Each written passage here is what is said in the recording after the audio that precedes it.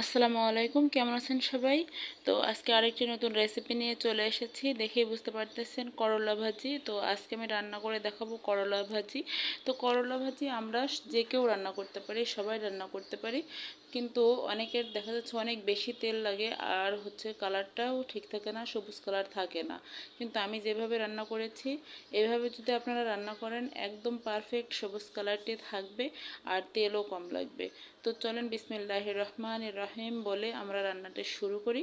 তো আমি এখানে প্রথমে একটু পানি গরম করে নিয়েছি, আর এর মধ্যে দিয়ে দিলাম পরিমাণ মতো লবণ আর হালকা হলুদের গুঁড়া। তো এবার ধুয়ে কেটে রাখা করলাগুলো আমি দিয়ে দিলাম। দিয়ে সুন্দরভাবে নেড়েচেড়ে দিতে হবে, কোনো ঢাকনা দেওয়া যাবে না, ঢাকনা ছাড়াই রান্না করতে হবে, তাহলে কালারটা নষ্ট হয়ে যাবে।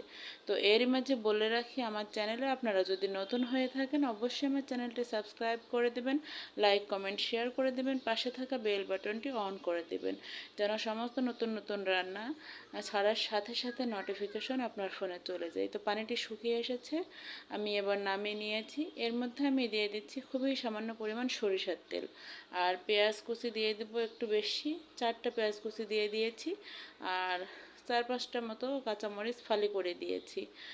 তো আপনারা যে যেমন ঝাল খেতে পছন্দ করেন সেভাবে দিবেন, তবে পেঁয়াজটা আমি বেশি মানে একদম বেরেস্তা করে ফেলবো না, হালকা ভেজে নেব।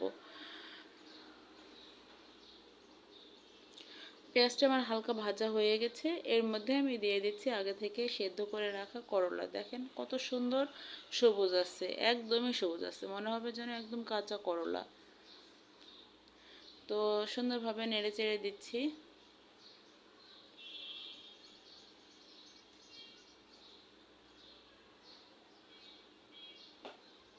পেঁয়াজটা বেশি দেওয়ার কারণে এখানে তেতাও লাগবে না, একদম তেতা ছাড়াই করলা।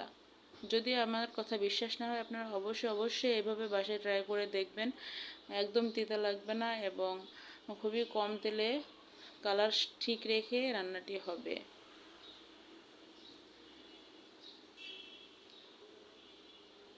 তো রান্নাটা আমার হয়ে গেছে, এবার আমি নামিয়ে নিয়েছি। দেখেন একদম পারফেক্ট সবুজ কালার আছে। তো আমার এই রান্নাটি যদি ভালো লেগে থাকে অবশ্যই বাসায় ট্রাই করে দেখবেন, আর আমার জন্য দোয়া করবেন, আমি যেন নিত্য নতুন রান্না আপনাদের মাঝে উপস্থাপন করতে পারি।